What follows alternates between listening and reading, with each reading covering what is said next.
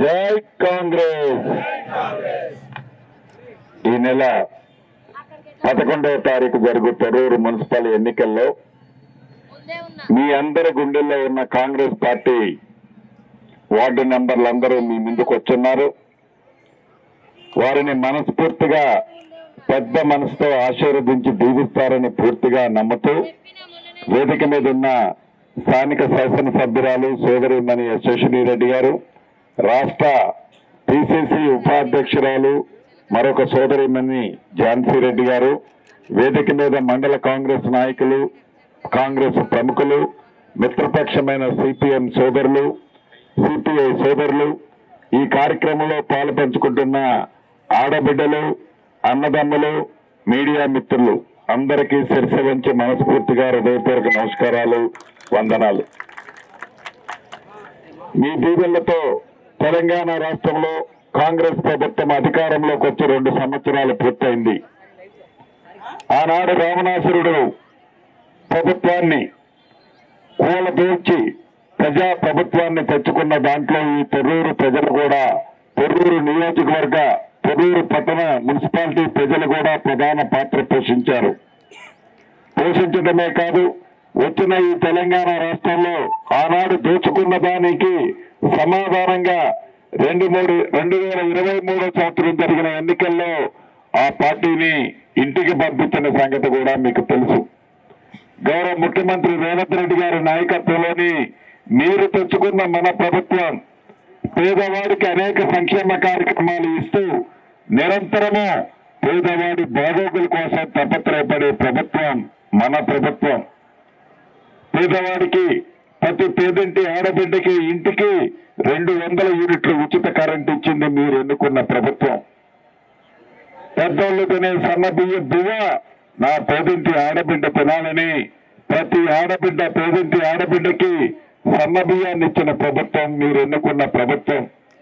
10 సంవత్సరాలలో రేషన్ కార్డులు ఇవ్వకపోతే మన ప్రభుత్వం వచ్చిన తర్వాత అర్హులైన ప్రతి ఒక్కళ్ళకి కొత్త రేషన్ కార్డులు ఇచ్చాం.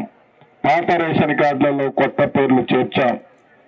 అంతేకాదు, ఆర్టీసీ బస్సులో ఆడబిడ్డ ఎంత దూరము ప్రయాణం చేసినా ₹1 కూడా ఛార్జీ లేకుండా ఉచిత బస్సు సౌకర్యాన్ని, ప్రయాణ సౌకర్యాన్ని కల్పించాం.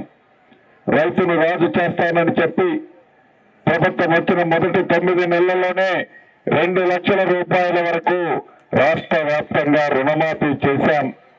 రైతు భరోసా ద్వారా ₹12,000 ప్రతి ఎకరానికి ఇచ్చాం.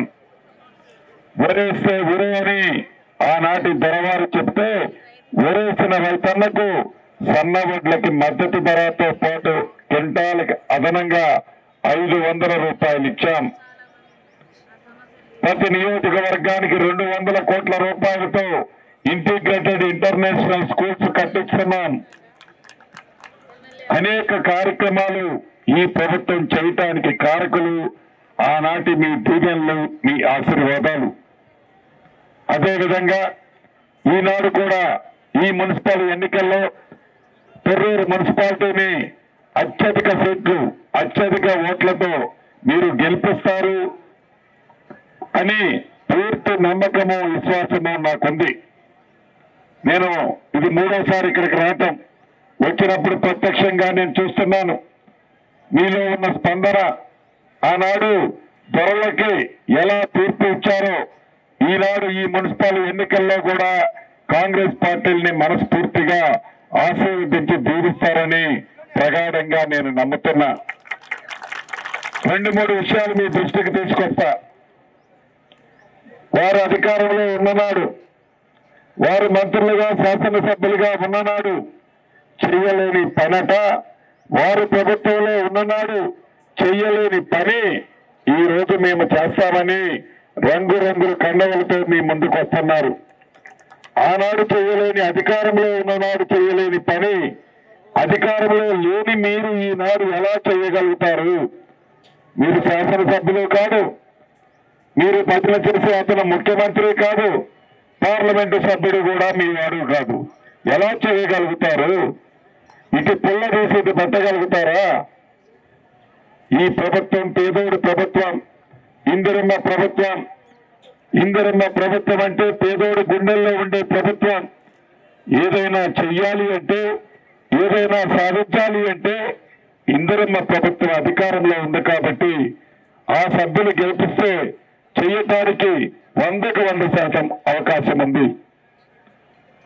అధికారంలో ఉన్ననాడే చేయలేకపోయారు. ఇక సొల్లు పురాణాలు చెప్తూ రోడ్లమ్మటెక్కి రోడ్లకు వచ్చి ఏదో కళ్ళబల్లి మాటలు చెప్పడం తప్ప వారి వల్ల ఒరిగేది ఏమీ లేదు. వారు ఇంకా విచిత్రమైన మాటలు చెప్తున్నారట. ఇందిరమ్మ ఇల్లు నేనిస్తానని. ఏ ఆ శాఖకు నువ్వు మంత్రివా? ఇందిరమ్మ ఇల్లు శాఖకు నువ్వు మంత్రివా? లేకుంటే ఇళ్ల పట్టాలు నేనిస్తానంటాడట. ఏ రెవెన్యూ మంత్రి నువ్వా? ఏంది నువ్వు వచ్చేది? ఇందిరమ్మ ఇల్లు చిత్తశుద్ధితో ఈ ప్రభుత్వం మొదటి విడత ఇచ్చాం. రేపు ఏప్రిల్ నెలలో 2వ విడత ఇస్తున్నాం, 3వ విడత ఇస్తాం, 4వ విడత కూడా ఇస్తాం. ఇచ్చింది కాక ఇంకా 3 సార్లు ఇస్తాం. అర్హులైన పేదవాళ్ళందరికీ ఇస్తాం. ఈ పట్టణ ప్రాంతంలో ఇళ్ల స్థలం లేని నిరుపేదలు ఉన్నారు. ఎస్ఎస్ని రెడ్డి గారు అడుగుతున్నారు, ఎవరైతే ఇళ్ల స్థలం లేని నిరుపేదలు ఉన్నారో ప్రభుత్వ స్థలాలు గుర్తించి అక్కడ 100% ఇళ్ల స్థలాలు ఇచ్చే బాధ్యత కూడా శాఖ మంత్రిగా నాదు. ఇల్లు ఇస్తాం, ఇళ్ల స్థలాలు ఇస్తాం. ఈ 2 ఇచ్చే బాధ్యత నాదే ఆ శాఖ మంత్రిగా. పోయినసారి వచ్చినప్పుడు నేను చెప్పాను, ఈ వరంగల్ ఇన్ఛార్జి మంత్రినే కాదు, ఈ తొర్రూరుని దత్తత తీసుకుంటారని చెప్పాను. బరాబర్ దత్తత తీసుకొని ఏవైతే అసంపూర్తిగా ఆనాటి బర్రెల కాలంలో వదిలేసిన రోడ్లు కానీ, కమ్యూనిటీ హాల్స్ కానీ, శ్మశాన వాటికలు కానీ, తాగునీరు సమస్యలు కానీ, డ్రైనేజీలు కానీ, సిమెంట్ రోడ్లు కానీ పూర్తి చేసే బాధ్యత నాదే.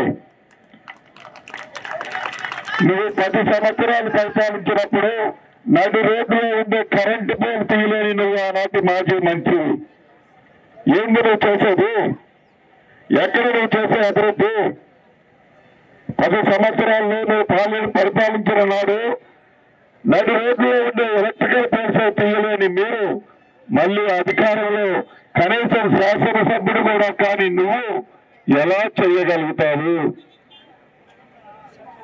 దీన్ని గమనించి ఇళ్ల స్థలము కావాలన్నా, ఇల్లు కావాలన్నా, మంచినీరు రావాలన్నా, రోడ్లు కావాలన్నా, డ్రైన్లు కావాలన్నా, 200 యూనిట్లు ఉచిత కరెంటు రావాలన్నా, రైతును రాజు చేయాలన్నా, నా ఆడబిడ్డల ఆర్టీసీ బస్సులో ఉచిత ప్రయాణ సౌకర్యం కావాలన్నా, కొత్త రేషన్ కార్డులు ఇంకా కావాలన్నా చేయగలిగేది ఈ పేదోడి ప్రభుత్వం, ఇందిరమ్మ ప్రభుత్వం. సొల్లు పురాణం నాయకులు రేపు ఎల్లుండి ఇంకా చాలా మంది వస్తారు. ఫింగర్ మాటలు చాలా మాట్లాడతారు. కనీసం జ్ఞానం ఉండాలి. పేదోడికి ఇల్లు ఇవ్వాలనే చిత్తశుద్ధి మీకుండుంటే 10 సంవత్సరాలలో సంవత్సరానికి 1,00,000 కట్టినా 10 లక్షలు ఇల్లు కట్టేవాళ్ళు మీ 10 సంవత్సరాలలో. కట్టారా? కట్టుంటే ఈనాడు ఆ పేదవాడి గోశాల ఎందుకున్నది? ఇంకా నిస్సిగ్గుగా, సిగ్గు లేకుండా ఇంకా రోడ్ల మీదకి వచ్చి మళ్ళీ మేమే అధికారంలోకి వస్తాం, ప్రభుత్వం మాదే, మేమే వస్తున్నాం. ఏందా పగట కలగంటున్నావు?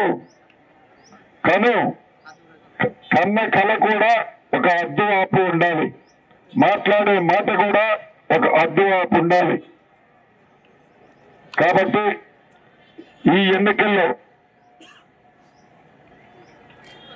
ఎన్నికల్లో కాంగ్రెస్ పార్టీ అభ్యర్థుల్ని మనస్ఫూర్తిగా మీరు దీవించండి. ఇంకొక 2 విషయాలు ఉన్నాయి మీకు చెప్పాల్సింది. ఒకటి, ఫైర్ స్టేషను 100% ఈ ఎలక్షన్ కోడ్ కావడంతోనే తొర్రూరు పట్టణంలో ఫైర్ స్టేషన్ ఏర్పాటు చేసే బాధ్యత నాది. 2, sub registrar office. Sub registrar office అంటే ఆ శాఖ కూడా మంత్రిని నేనే. సబ్ రిజిస్టార్ ఇక్కడ ఏర్పాటు చేసే బాధ్యత కూడా నాదే. 3వది, రెండింటిని sub registrar office, fire station ఈ రెండు కూడా ఏర్పాటు చేసే బాధ్యత దత్తత తీసుకున్నాను కాబట్టి నాదేనని కూడా ఈ వేదిక నుంచి మీకు తెలియజేస్తున్నాను. చివరగా మీకు ఒకటే చెప్పదలుచుకున్నాను, యుద్ధం చేయటానికి నేను రెడీగా ఉన్నాను. కానీ కత్తి ఇంకొకరికి ఇవ్వద్దు. మీరు కత్తి నాకే ఇవ్వాలి, యుద్ధం నేనే చేయాలి. కత్తి ఒకడికిచ్చి యుద్ధం నన్ను చేయమనే దాంట్లో అర్థం లేదు. ఈ ఎన్నికల్లో కాంగ్రెస్ పార్టీ అభ్యర్థుల్ని మీరు దీవించండి, గెలిపించండి. అభివృద్ధి చేసే బాధ్యత నాది, గెలిపించే బాధ్యత మీది. ఈ తొర్రూరు పట్టణాన్ని నందనవనంగా తీర్చిదిద్దే బాధ్యత నాది.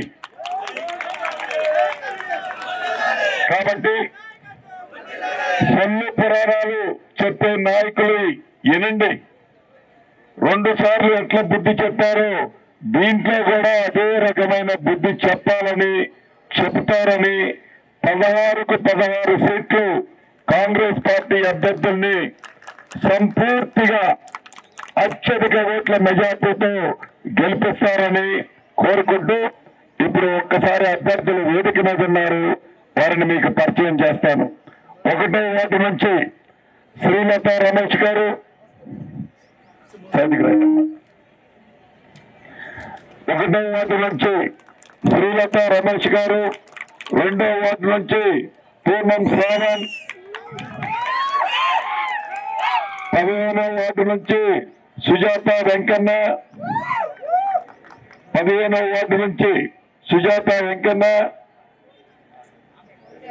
16వ వార్డు నుంచి మద్రునాయక్, 13వ వార్డు నుంచి ఏల ఐలమ్మ, 14వ వార్డు నుంచి రజనీ రాజశేఖర్, 12వ వార్డు నుంచి శ్రేయ ఉమేష్, శ్రేయ ఉమేష్, 11వ వార్డు నుంచి సోమేశ్వరరావు, పోమగంటి సోమేశ్వరరావు, 8వ వార్డు నుంచి సుమలత నరేష్ గారు. వీరందరూ గుర్తు, మీ గుండెల్లో ఉన్న గుర్తు, ఇందిరమ్మ గుర్తు,